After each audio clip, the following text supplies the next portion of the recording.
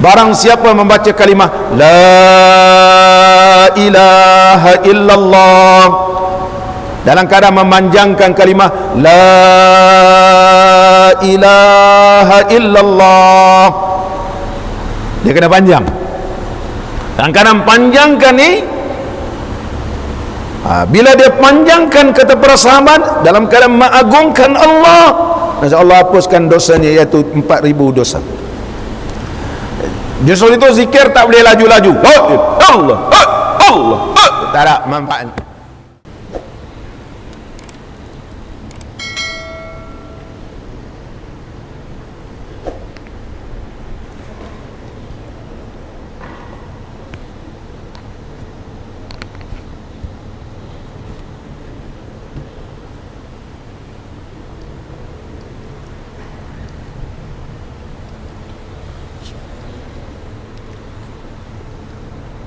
Assalamualaikum warahmatullahi wabarakatuh. Alhamdulillahi rabbil alamin, wassalatu wassalamu ala sayyidina wa nabiyyina wa habibina Muhammadin wa ala alihi wa ashabihi ajma'in. Rabbi shrah li sadri wa yassir li amri wahlul 'uqdatam min lisani yafqahu qawli. Allahumma iftah alaina futuhal 'arifin warzuqna fahman nabiyyin wa ilhamal malaikatil muqarrabin ya hayyu ya qayyum ya rabb Musa wa Harun wa Nuh wa Ibrahim wa Muhammadin sallallahu alaihi wasallam. أكرمنا بجودة الحفظ والفهم وارزقنا الحكمة وثبات الذهن والعقل والحلم والعلم والنجاح في الدنيا والآخرة بحق سيدنا محمد صلى الله عليه وسلم يا رب العالمين. أما بعد، الحمد لله, syukur kita kehadrat Allah Subhanahu wa ta'ala kerana dapat kita sama-sama pada pagi ini meneruskan lagi pembacaan kitab kita Al-Hikam Ibn Atha'illahi As-Sakandari rahimahullahu ta'ala rahmatan wasi'ah. Kita masih lagi di bawah tajuk iaitu zikir. Jangan meninggalkan zikir. Qala al-musannifu rahimahullahu ta'ala wa nafa'ana Allahu bi'ulumihi في الدارين آمين.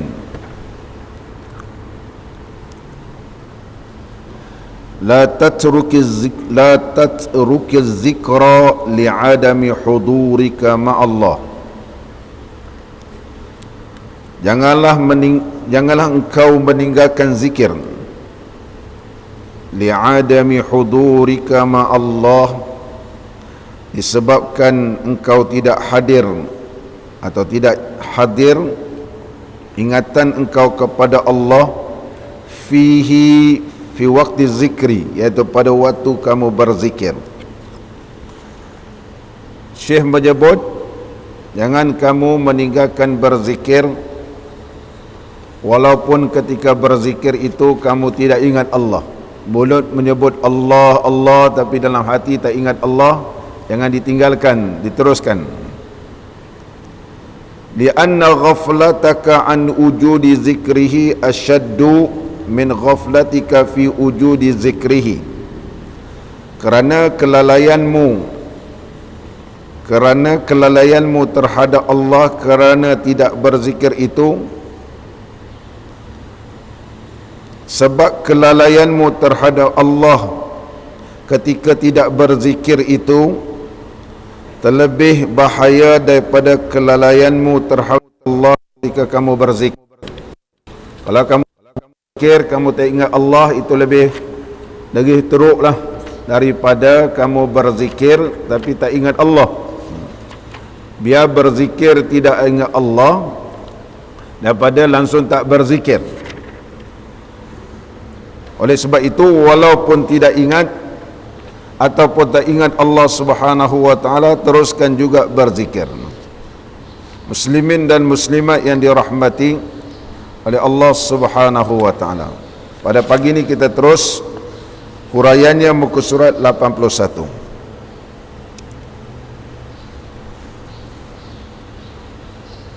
Abdullah bin Abbas radhiyallahu anhuma berkata, tiada sesuatu kewajipan yang diwajibkan oleh Allah Ta'ala pada hambanya, melainkan ada batas-batasannya. Kemudian bagi orang yang uzur dimaafkan bila tidak dapat melakukannya, kecuali zikir, maka tidak ada batasan. Abdullah bin Abbas radhiyallahu anhuma berkata, lam yafridillahu ta'ala ala ibadihi faridatan illa ja'ala laha haddan ma'luma. Allah Subhanahu wa ta'ala tidak akan memfardukan sesuatu kepada hambanya melainkan ada batasannya. Macam solat fardu subuh, dia ada waktunya, terbit fajar sehingga ianya terbit matahari. Waktu zuhur pun ada waktu, asar, maghrib dan isyak. Begitu juga waktu puasa ada waktu, menunaikan zakat ada waktu, menunaikan ibadat haji pun ada waktu. Semua ibadat ni ada waktu, kecuali zikir, dia kata. Kecuali zikir.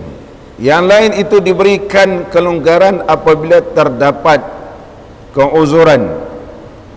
Tetapi zikir ini tidak ada berwaktu dan tak ada waktu uzur pun bagi zikir. Fa innahu lam yaj'al lahu haddan, kerana zikir itu Allah tidak berikan ianya batasan, yantahi ilaihi, yang boleh terhenti, dan walam ya'zur ahadan, dan Allah tidak memberikan walam yu'zir ahadan, dan Allah Subhanahu wa taala tidak memberikan keuzuran kepada seseorang yang meninggalkan zikir. Oleh sebab itu zikir ini ianya adalah mempunyai kelebihan yang mana Allah Subhanahu wa taala berfirman, wala zikrullahi akbaru, dan sesungguhnya zikir itu adalah lebih besar kerana ia tidak ada berwaktu. Muslimin dan muslimat yang dirahmati oleh Allah Ta'ala, disuruh itulah para alim ulama tasawuf menyebut, tafaqqadul halawata fi salasati asya'a, carilah kemanisan beribadat ini pada 3 keadaan. 3 perkara ni, carilah kemanisan beribadat. Kalau tak jumpa yang pertama, cubakan yang kedua. Apabila tak jumpa yang kedua, cubakan yang ketiga. Yang pertama, as-salatu, iaitu salat. Carikan kemanisan beribadat di dalam salat, kerana salat itu semua zikir, zikir dan doa. Yang kedua, waz-zikri, iaitu zikir. Yang pertama as-salati, yang kedua az-zikri, yang ketiga qiraatil Quran. Tafaqqadul halawata fi salasati asya'a, as-salati waz-zikri wa qiraatil Quran. Carilah kemanisan beribadat dalam 3 keadaan. Yang pertama salat, yang kedua zikir, yang ketiga baca Quran, yang ketiga baca baca Quran. Fa in wajadtum, sekiranya kamu mendapati tiga perkara itu, alhamdulillah. Wa illa, sekiranya kamu langsung tak dapat, solat pun tak rasa lazat, zikir pun tak ada rasa lazat, baca Quran pun tak ada rasa lazat, fa'lamu annal baba mughlaqun, ketahuilah bahawa pintu telah ditutup. Maka Allah telah menutupkan pintu rahmatnya kepada orang yang salat, orang yang zikir, orang yang baca Quran tak ada rasa lazat.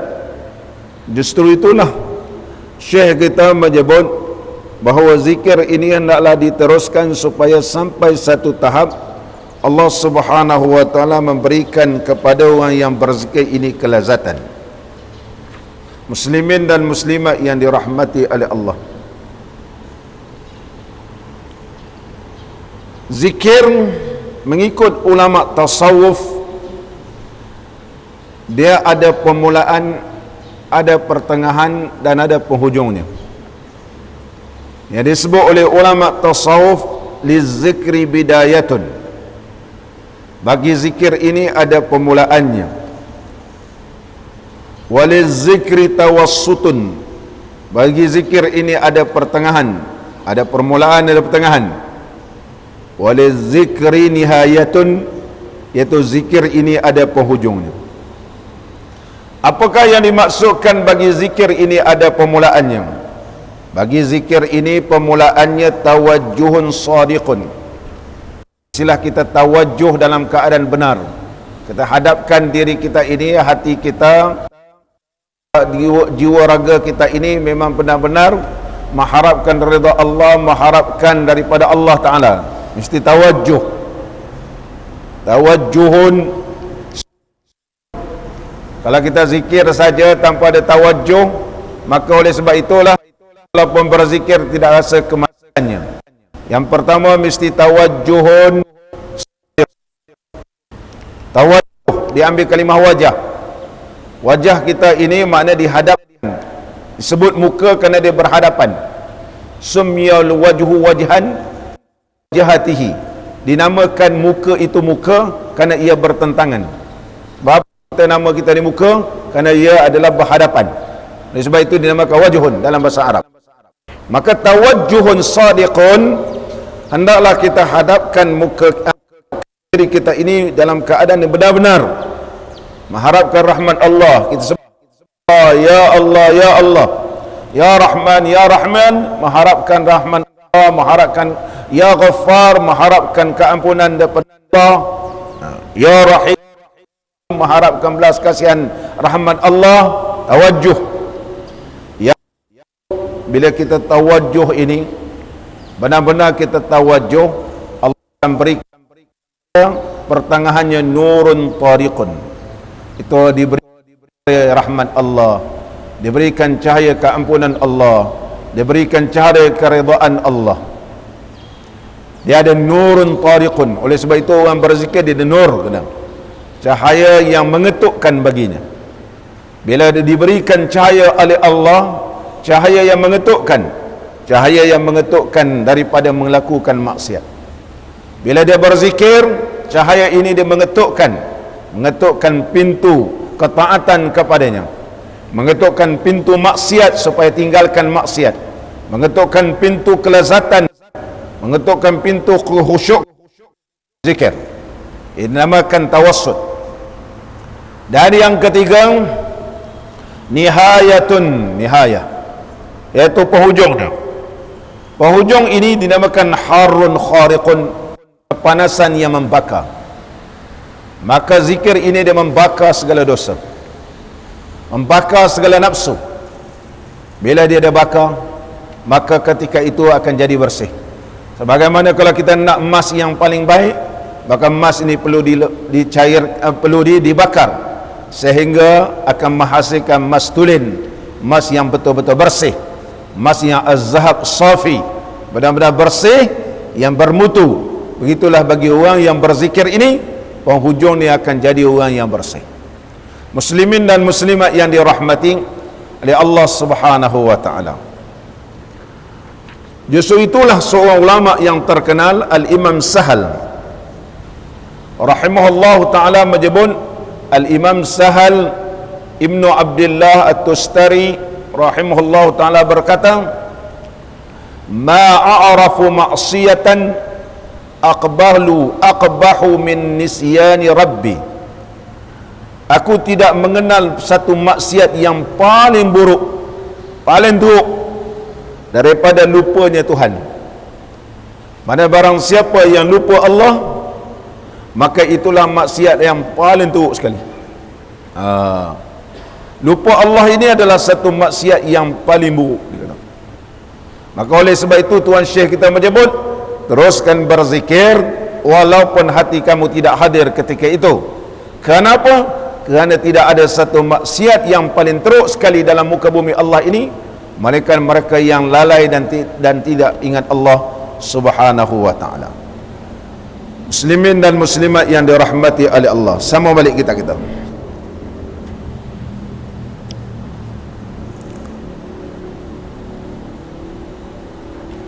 Dan tidak ada uzur yang dapat diterima untuk tidak berzikir kecuali jika berubah akal, ataupun kecuali akal ini sudah menjadi tidak waras. Kecuali akal ini tidak menjadi waras, ataupun disebut illa maghluban ala aqlihi, melainkan telah dikuasai ke atas akalnya. Mana orang itu sudah tidak waras. Mana orang tidak waras, ketika itu diberikan kemaafan, dia tidak berzikir, yang dinamakan golongan yang diberikan kemaafan.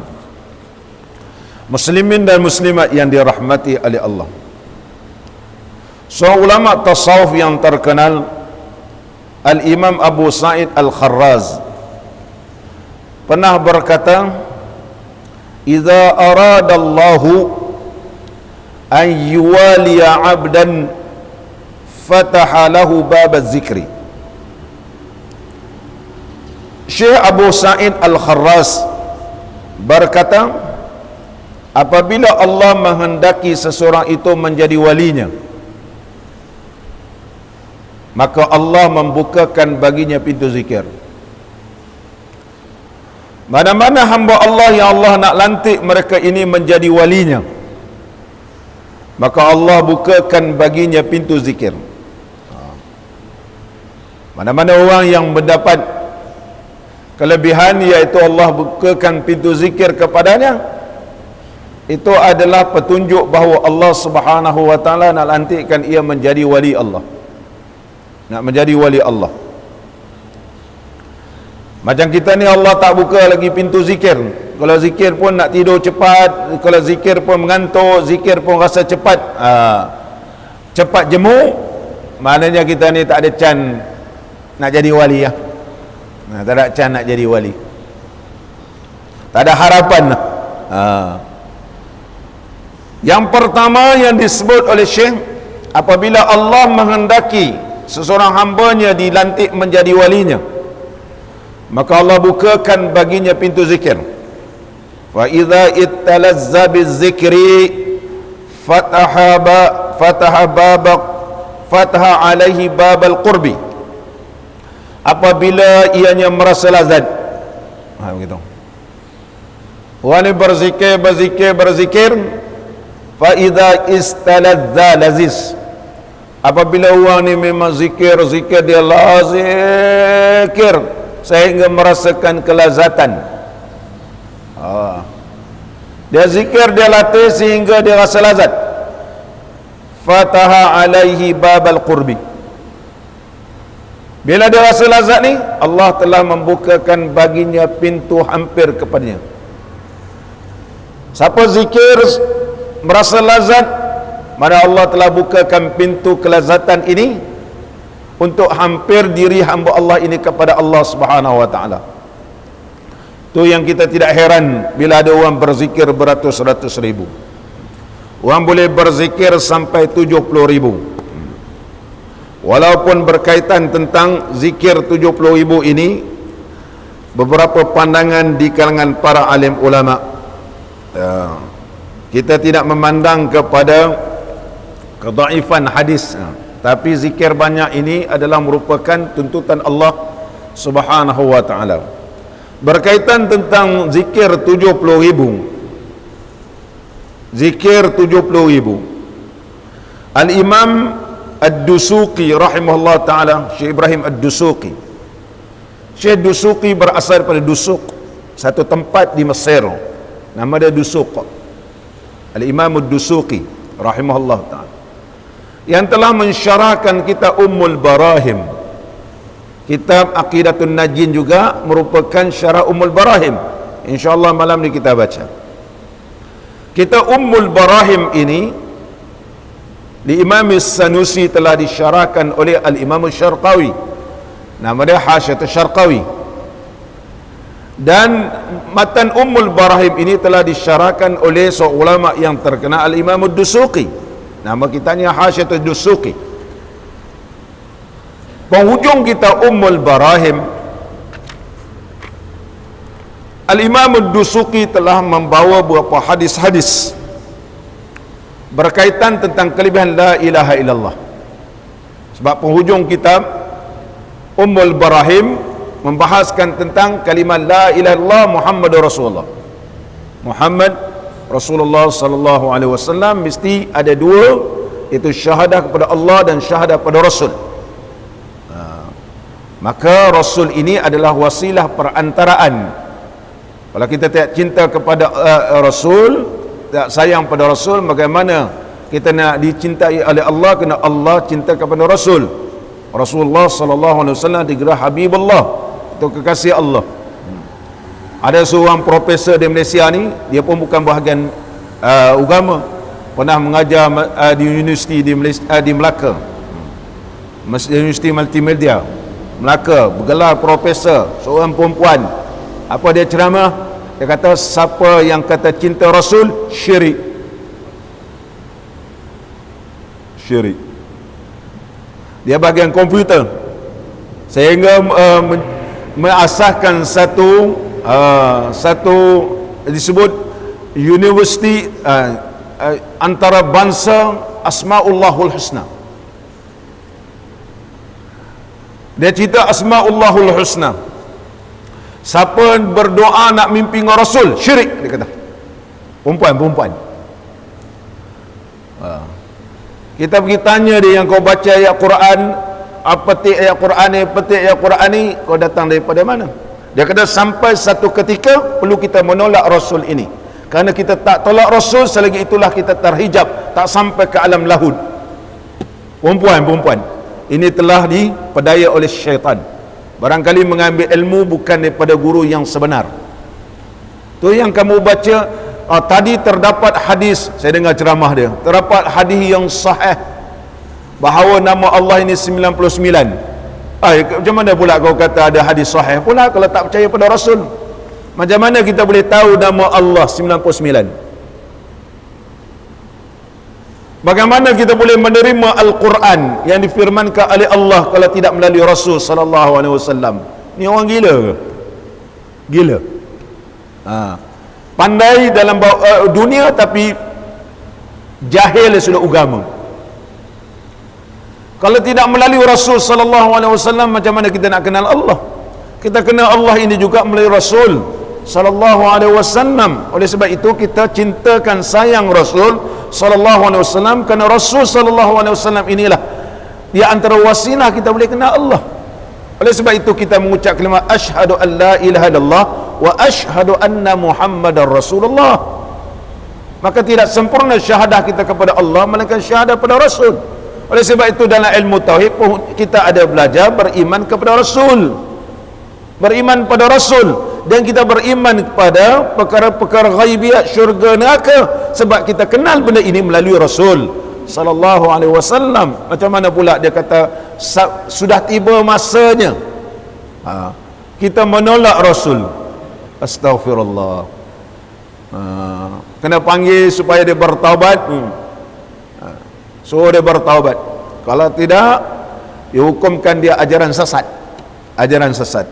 Negeri Sembilan telah memfatwakan dia ni sesat. Melaka belum lagi. Kalau ada kita dengar di Melaka sudah menusuk ajaran sesat ni, wah ni perlu kita cantas lebih awal, kerana membawa ajaran sesat, ajaran sesat. Walaupun beliau memiliki 2 PhD tapi sesat. Muslimin dan muslimat yang dirahmati oleh Allah Ta'ala, apabila seseorang itu sudah rasa lazat, maka Allah bukakan kepada pintu hampirnya diri kepada Allah. Oleh sebab itu kalau setakat 70,000 dia tak ada rasa apa, barangkali dia sampai 100,000 sehingga tidak terhingga. Berkaitan dengan 70,000 ini, saya petik dalam kitab Hasyiatul Dusuqi, kita tauhid. Al-Imam Ad-Dusuqi berkata, beliau menakalkan daripada pandangan Ibnu Al-Arabi. Ibnu Al-Arabi ada seorang ulama tafsir dan ulama hadis dan juga ulama fiqh yang alim di kalangan mazhab Maliki. Ibnu Al-Arabi, Ibnu Arabi ini ulama hakikat, Ibnu Arabi. Adapun Ibnu Al-Arabi ada seorang ulama yang alim dalam ilmu tafsir, mengarang Ayatul Ahkam. Asal kitab Ayatul Ahkam di Imam Ibnu Arabi lebih daripada 60 jilid gitu. Lebih kurang begitulah, makna banyak, barangkali 30 lebih, 40. Panjang sangat tafsirnya. Maka anak murid minta supaya Imam Ibnu Al-Arabi meringkaskan kitab tafsir Ayatul Ahkam, Ahkamul Quran di Ibnu Al-Arabi sehingga jadi 4 jilid. Kalau peringkat awal kita nak baca sampailah, kalau zaman sekarang mungkin 60 jilid, cetakan dulu ialah 30 lebih. Kalau sekarang ni kalau diperbesarkan hurufnya, barangkali boleh jadi hampir ke 60 jilid. Tafsir Imam Ibnu Al-Arabi. Dan beliau juga telah mensyarahkan kitab hadis Sunan Al-Imam At-Tirmizi, namanya Aridatul Ahwazi. Ibnu Al-Arabi bukan jalan-jalan orang. Oleh sebab itu Al-Imam Ad-Dusuqi memetik pandangan Ibnu Al-Arabi. Katanya, qala Ibnu Al-Arabi, usika an tuhafiza ala an tashtariya nafsaka minallahi ta'ala bi'itqi raqabatika wa raqabati man ta'uluha anhu minan nar bi an taqula la ilaha illallah 70,000 marrah. Ibnu Arabi berkata, aku wasiatkan kepada engkau bahawa hendaklah kau pelihara, supaya engkau memelihara ni, apa yang kamu perlu jaga ni, ala antashtariya nafsaka, bahawa kau membelikan diri engkau daripada Allah dengan memerdekakan tengkuk engkau dan tengkuk orang yang di bawah tanggungan kamu.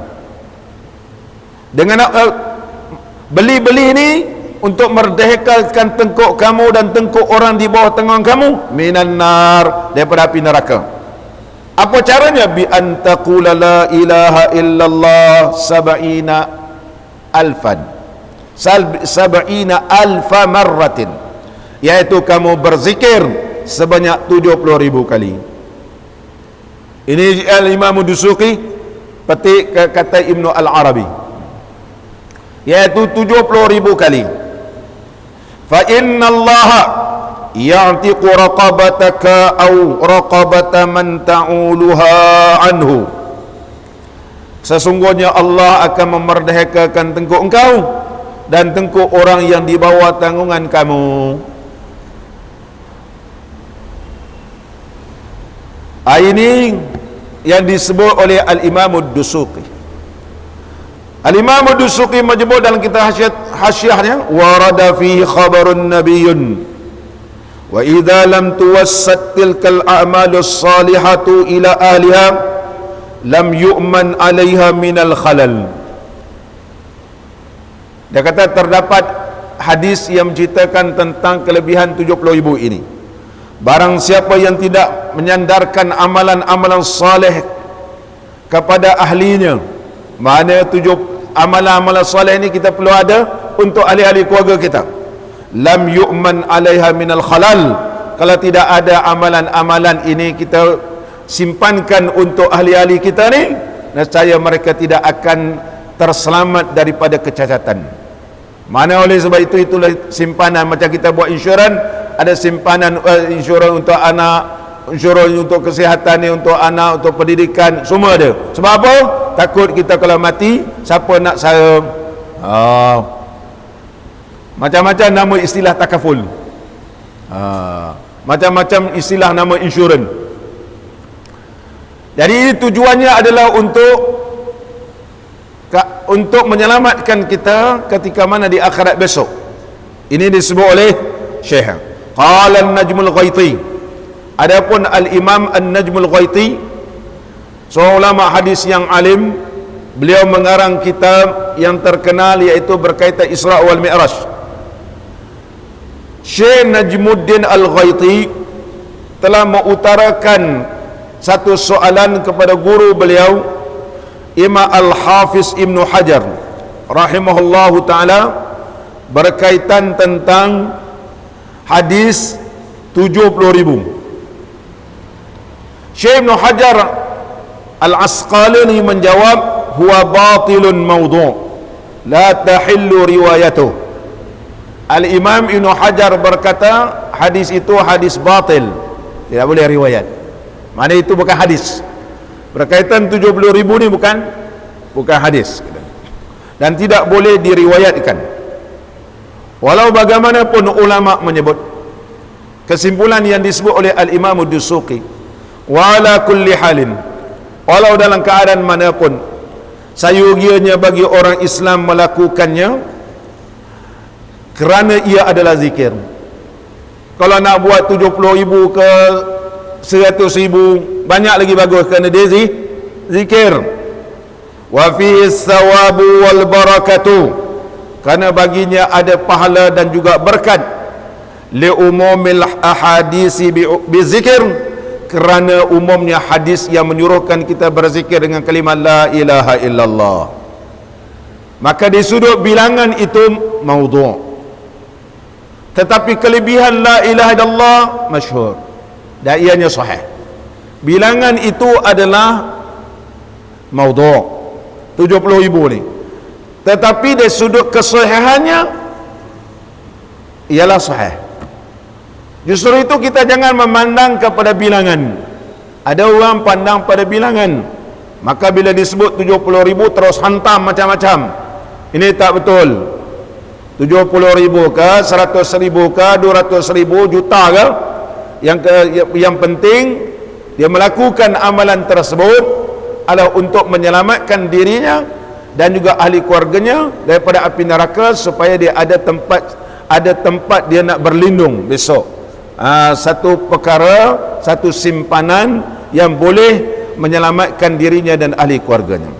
Al-Imam As-Sayuti rahimahullah ta'ala, seorang ulama hadis yang alim yang bergelar Al-Hafiz, Syekh Jalaluddin As-Sayuti rahimahullah ta'ala menyebut dalam kitab beliau yang terkenal Al-Jami' As-Saghir. Al-Jami' As-Saghir ini telah diringkaskan oleh seorang ulama Azhar yang alim.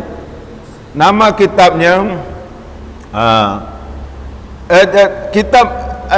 kitab Jami' As-Saghir ini telah diringkaskan dan menjadi silibus di Al-Azhar Asy-Syarif. Ada 3 jilid, dinamakan Al-Hadisul Mukhtarah, dan kitab ini telah diterjemahkan oleh ulama kita di Malaysia dan ditukar nama Tahzib Atrafil Hadis. Tahzib Atrafil Hadis, dan sekarang telah dirumikan oleh Ustazah Nuraini Abu. Kitab Atraf ini adalah merupakan silibus Al-Azhar dulu bagi sekolah Al-Azhar, iaitu pangkat iaitu kelas rendah ibtidaiyah, belum masuk sanawi, ibtidaiyah. Belajar 3 jilid kitab Al-Hadisul Mukhtarah min al-Jami' As-Saghir al-Imam As-Sayuti. Jami' As-Saghir al-Imam As-Sayuti telah disyarahkan oleh Al-Imam Munawi. Nama kitabnya Faidul Qadir. Faidul Qadir. Mana kalau kita mengaji kitab Tahzib Atrafil Hadis, Ada hadis-hadis itu kita tak faham, kena rujuk pada syarahnya, nama kitabnya iaitu Faidul Qadir di Imam Al-Munawi rahimahullah taala. Kita sambung. Baik. Di dalam kitab Al-Jami' As-Saghir di Imam As-Sayuti membawa sepotong hadis yaitu man qara'a qul huwallahu ahad alfa marratin faqad ishtara nafsahu min Allah. Barang siapa yang membaca qul huwallahu ahad sebanyak 1000 kali, sesungguhnya ia telah membelikan dirinya pada Allah untuk dibebaskan dirinya daripada api neraka. Al-Imamul Munawi mensyarahkan hadis ini, wa yanbaghi qira'atuha lidzalika 'alal mayyit. Sepatutnya dia kata sayugianya bacalah qul huwallah ini sebanyak 1000 kali ke atas orang yang sudah meninggal dunia. Kalau kita buat kenduri qul huwallahu ahad sebanyak 1000 kali, barangkali ramai orang balik 50 pun orang dah peningah, 50 dah mula gelisah. Itu belum 100, baru 50 qul huwallahu ahad orang dah gelisah. Bela lagi Pak Kiai ni nak habis ni. Qul huwallahu ahad kita kira mula 3, kira lagi dia dah naik 6, kira lagi dah naik 9, kira lagi dah naik 12, kira lagi pula kira habislah nak habis Pak Kiai ni. Rupanya kiai-kiai Jawa ni qul huwallahu ahad 1000 katanya. Berapa ni Pak Kiai? Hari ni kita qul huwallahu ahad 200, besok 200. Itu baru qul huwallahu ahad, belum la ilaha illallah. Sekarang ni tak adalah kod zikir panjang-panjang. Dulu masa saya sekolah di Bagan Datuk, kalau kiai-kiai sana, Kiai Masduki, kalau dia zikir lepas isyak ni mau dekat pukul 12 baru habis. Dah tu makan pula tak ada pula, semua nasi ambeng. Belah 4 angkut balik. Itu pengalaman dulu masa belajar di Bagan Datuk.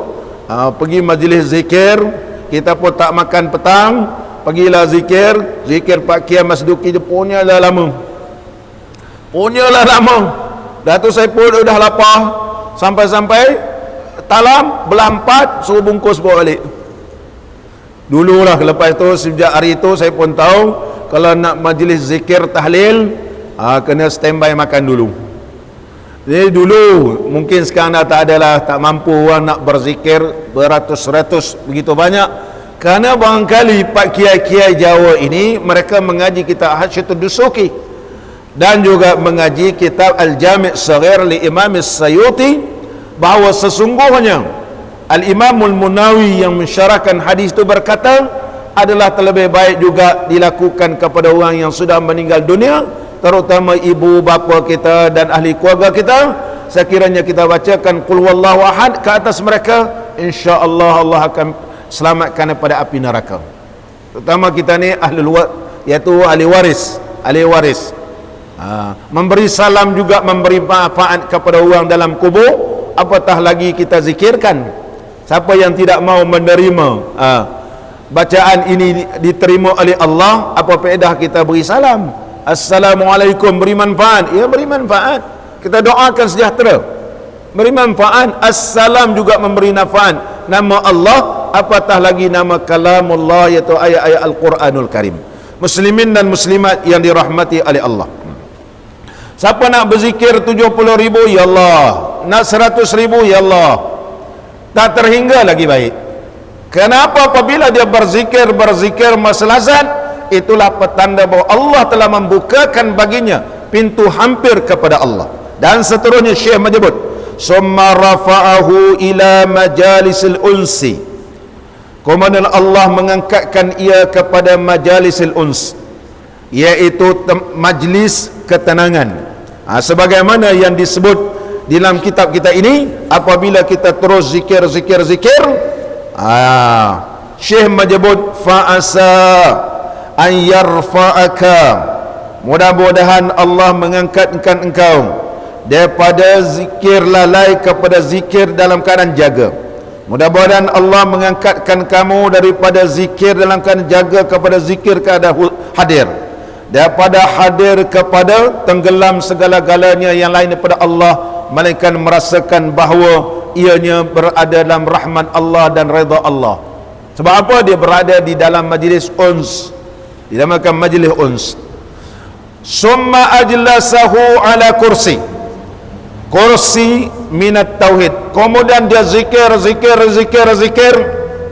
maka Allah akan dudukkan ia di atas kursi tauhid. Kursi tauhid. Summa rafa'ahu anhul hujub, bila dah berada di atas kursi tauhid, maka Allah angkatkan hijab dan Allah Subhanahu wa taala bukakan segala tirainya. Maka ketika itu tersingkap segala tirai, terpandanglah kepada kebesaran Allah, terpandanglah kepada kehebatan Allah. Barangkali ada orang belajar ilmu tasawuf ni, dia nak rasa begitu. Itu sebab profesor tu cerita alam lahud. Istilah lahud jabarut ni tak adalah hadis, hanya di dalam ilmu tasawuf membahaskan. Nanti dia terbayang untuk sampai kepada alam lahud, alam ketuhanan ini. Dia ada alamul mulki. Alam mulki ni ada alamul qahri, ada alamul malakut, alam malaikat, alamul jabarut, alamul lahud, alamul nasud, alam nasud juga alam malaikat, alamul amsal, alamul misal kita ni, alamul syahadah yang ada sekarang ni. Ini istilah di dalam ilmu tasawuf. Dan juga ilmu bahasa nama-nama ini juga masyhur di kalangan Syiah Al-Batiniyah nama dia. Oleh sebab itu ada orang kata istilah ini diambil dari Syiah Batiniyah, istilah jabarut, lahud, dan menusuk dalam ilmu tasawuf, menusuk dalam ilmu tasawuf. Ala kulli hal, kita akan huraikan datang. Muslimin dan muslimat yang dirahmati oleh Allah, apabila mereka berzikir yang disebutkan tadi, maka Allah dudukkan hamba-Nya ini berada di atas kursi tauhid. Bila ianya mentauhidkan Allah, tidak ada syirik bagi dia, maka kemudian Allah Subhanahu wa taala telah angkatkan ke hamba ini, iaitu didudukkan, dibukakan segala hijab, tersingkap segala-galanya. Maka ketika itulah ianya akan jadi panian barian ala da'awi nafsihi mahfuzan lillah. Maka ketika itu lepaslah ia mendakwakan dirinya segala-galanya, hanya segala-galanya daripada Allah, dan ia terpelihara ketika itu daripada Allah Subhanahu wa taala, sebagaimana dalam hadis yang telah kita bacakan sebelum ini. Allah Subhanahu wa taala berfirman dalam hadis qudsi, apabila ia mendekat padaku sejengkal, aku mendekati padanya sehasta, dan bila ia mendekat padaku sehasta, aku mendekat padanya sedepa, dan bila ia datang kepadaku berjalan, aku datang kepadanya berjalan lebih cepat, iaitu berlari. Pada Allah Subhanahu wa taala telah tenggelamkan hamba-Nya ini berada di bawah rahmat dan di bawah pemeliharaannya, sehingga ianya merasakan kelazatan dan keenakan berzikir kepada Allah Subhanahu wa taala. Itu kalau sembahyang ratus pun dirasa macam 2 rakaat, dia zikir berjuta-juta pun dirasa bau zikir 10 kali. Ini kedudukan orang yang diberikan kelazatan oleh Allah Subhanahu wa taala. Muslimin dan muslimat yang dirahmati oleh Allah. Oleh sebab itulah ulama tasawuf menyebut, man lam yazuk wahsyatal ghaflah lam yajid ta'ma unsaz zikri. Barang siapa yang tidak pernah merasai kesengsaraan lalai, nescaya ia tidak akan mendapat kemanisan lazat zikir. Kita ni kalau tak pernah rasa kesengsaraan, pedihnya hati ni sebab lalai kepada Allah, kita tidak akan dapat kemanisan zikir. Sebab sekarang ni kita tak zikir pun tak ada rasa apa. Oleh sebab itulah kita tak pernah rasa manisnya zikir. Ini ulama tasawuf sebut. Sebagaimana kalau kita masak rasa tak cukup, kalau rumah ni tengok dah chef Haliza ke, chef macam-macam, Cik Noh lah, macam-macam popular dalam YouTube. Nak belajar dia buka YouTube masak ayam panggang, keluarlah nama macam-macam. Keluarlah nama Aliza lah, keluar dengan Cik No, keluar semua. Kita pun ikut cara dia ni. Udah tu compare pula dengan orang lain, rasa sedap. Mula-mula kita buat tak rasa sedap. Apa sebab tak sedap ni? Kita rasa tak sedap tu sehingga pedih hati. Kita kata aku makan rumah kawan sedap, yang aku buat ni tak sedap, pedih hati dia. Dia punya rasa mood dia ni akan jadi down terus. Hari ini rasa tak ada mood dah sebab tak jadi. Cuba lagi, cuba tanya pengalaman orang, betul jadi. Dia rasa lazat. Begitulah mereka yang bila dia tak zikir, dia lalai ketika zikir, dia rasa pedih dia. Maka untuk menghilangkan kesakitan dan kepedihan itu, mencarikan satu formula supaya dia rasa lazat. Apabila dia rasa lazat, sekali dia zikir tak rasa lazat, dia rasa tersiksa. Ini yang disebut oleh para alim ulama. Muslimin dan muslimat yang dirahmati oleh Allah. Justru itu Allah Subhanahu wa taala berfirman, liulil albab alladzina yazkuruna Allah qiyaman wa qu'udan wa ala junubihim. Ini kategori orang yang sudah mendapat kelazatan.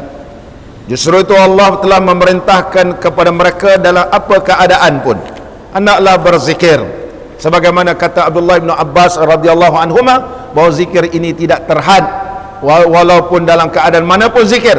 Kerana Allah menegaskan dalam Al-Quranul Karim dalam surah Ali Imran ayat 190 sehingga 191.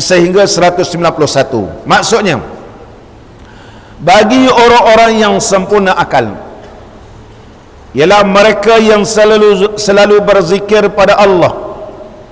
Zikir pada Allah masa bila? Qiyaman, hala kaunihim qaimina, hal keadaan mereka dalam keadaan berdiri. Wa qu'udan, hala kaunihim qa'idina, hal keadaan mereka duduk. Wa ala junubihim, dan hal keadaan mereka berbaring di atas pinggangnya. Ini dalil menunjukkan tidak terhad. Sama ada jalan boleh berzikir, sama ada waktu berdiri pun boleh berzikir, waktu duduk pun boleh berzikir, waktu baring pun boleh berzikir. Ini adalah seruan daripada Allah Subhanahu wa taala. Menerusi ayat ini dan juga Allah Subhanahu wa taala menerusi ayat yang seterusnya, ya ayyuhalladzina amanu zkurullaha dzikran katsira. Katsira tu tambah alif.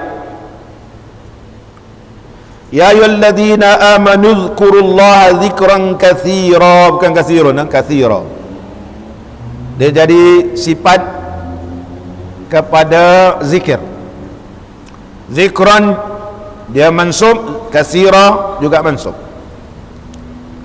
Wasabbihuhu bukratan wa asila.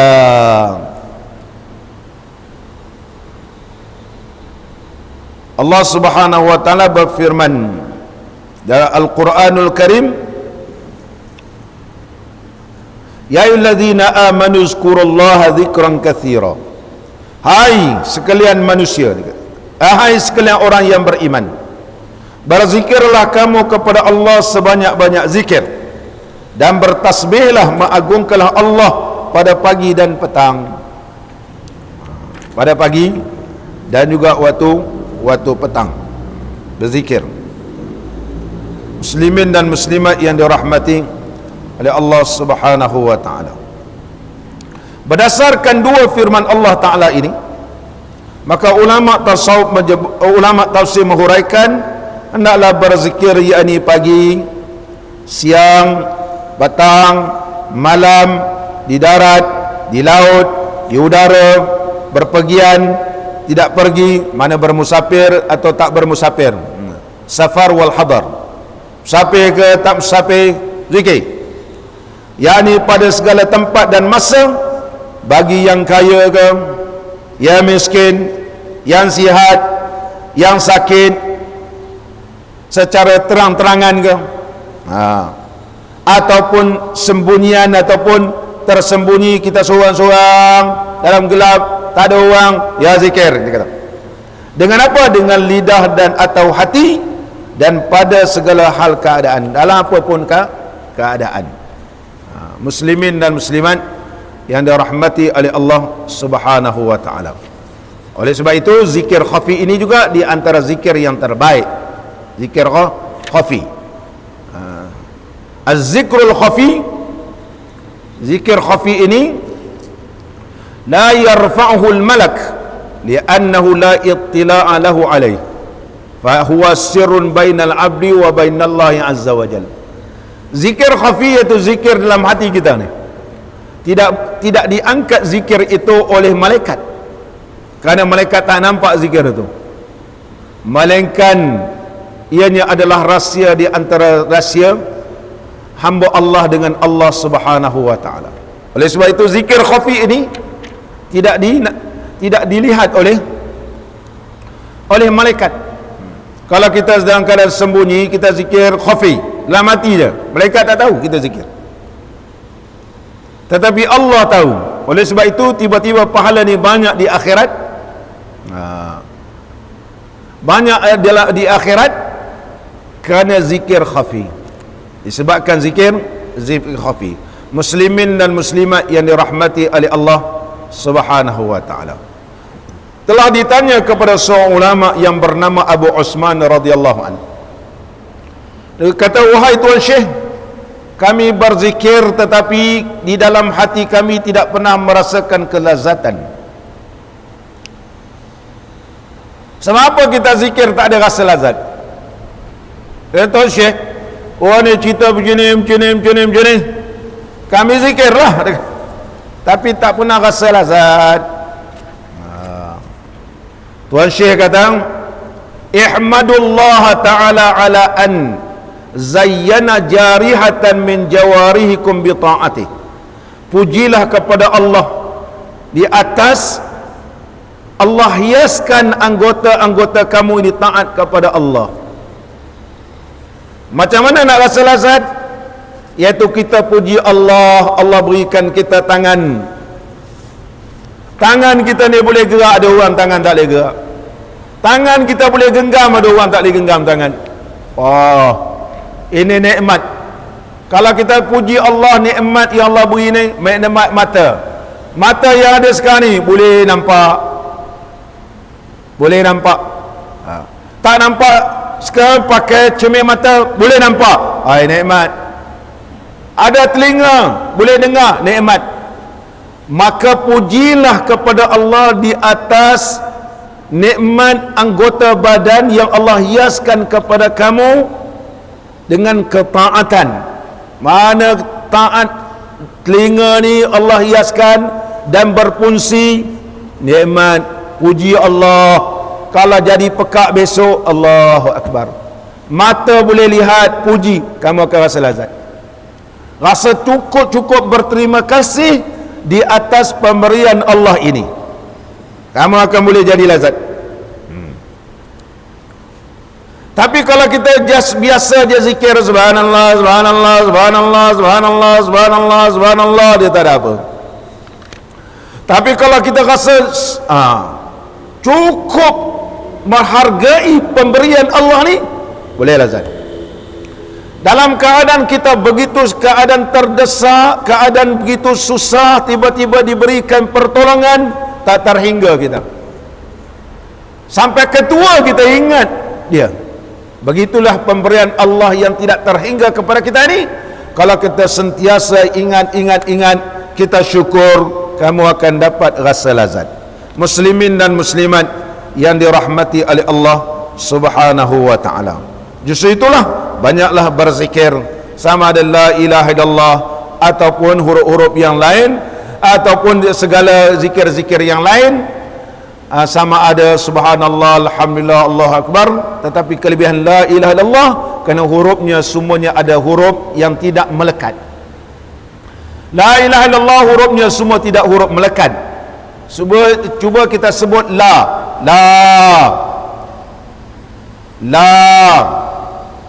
Sebut alif, sebut ha. Semua huruf di dalam kalimah la ilaha illallah semua huruf yang tidak melekat. Lam, alif, ha, la, a, ha, semua tak ada melekat. Oleh sebab itu apabila kita zikir la ilaha illallah, tidak ada yang boleh menghalangkannya kerana dia bukan huruf melekat. Kalau huruf ini huruf melekat, dia akan tersekat di mana-mana.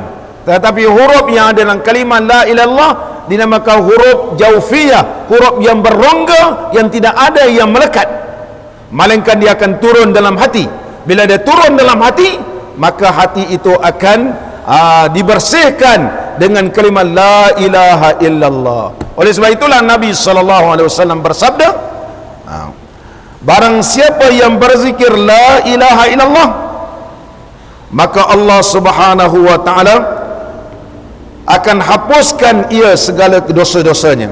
Man qala la ilaha illallah wa maddaha li ta'zim, barang siapa membaca la ilaha illallah dan memanjangkan kalimah la ilaha illallah, memanjangkan dalam keadaan mengagungkan Allah, huddimat min diwani sayyiatihi, dihapuskan di dalam dewan dosa dia ini arba'ata alafi zambin, iaitu 4,000 dosanya. Justru itu para sahabat Nabi SAW pernah berkata, man qala la ilaha illallah wa maddaha lit ta'zim kaffarallahu anhu, kaffarallahu biha anhu arba'ata alafin zambin minal kabair. Barang siapa membaca kalimah la ilaha illallah dalam keadaan memanjangkan kalimah la ilaha illallah, dia kena panjang. Dalam keadaan panjangkan ni, bila dia panjangkan, kata para sahabat, dalam keadaan mengagungkan Allah, Allah hapuskan dosanya, iaitu 4,000 dosa. Justru itu zikir tak boleh laju-laju. Allah, Allah, tak ada manfaat. Kalau siapa zikir begitu, tak ada manfaat. Zikir la ilaha illallah, la ilaha illallah gitu. Dan juga jangan panjang pula la itu, ilaha. Ada pula la ilaha illallah pun tak betul. Ada orang zikir la ilaha illallah, ni tak betul. Ini tak betul. Ini ajaran sesat, walaupun disebut dalam kitab hakikat. Dalam kitab hakikat insan ada disebut la ilaha, itu dipanjangkan. Ini menyalahi sunnah. Maka bukan kita dapat kemanisan daripada Allah, takut syaitan yang datang. Maka jangan dipanjangkan. Syekh Daud Patani menyebut dalam kitab beliau Ar-Riyadul Badi'ah, menyebut la ilaha illallah. Ini kena jaga. La ilaha illallah. Yang tak panjang jangan dipanjangkan. Baca orang berzikir Allah, zikir sedap, dalam YouTube banyak. Allah, Allah, Allah, Allah, ya Allah, ya Allah, ya Allah, hasbi rabbi jallallah, ma fi qalbi ghairullah, ma fi qalbi ghairullah, ya Allah, ya Allah. Khata belum? Mana boleh Allah, Allah, Allah, bunyi sedap tapi tak betul. Kita telah mensyirikkan Allah sebab kita tak percaya Allah Maha Besar. Allah, adakah Allah itu ada? Allah itu mana? Allah mawjud. Betul ke Allah itu ada? Siapa zikir Allah, Allah, Allah, dia maksudnya Allahu mawjudun. Adakah Allah tu sungguh ada? Dia tak percaya Allah ada.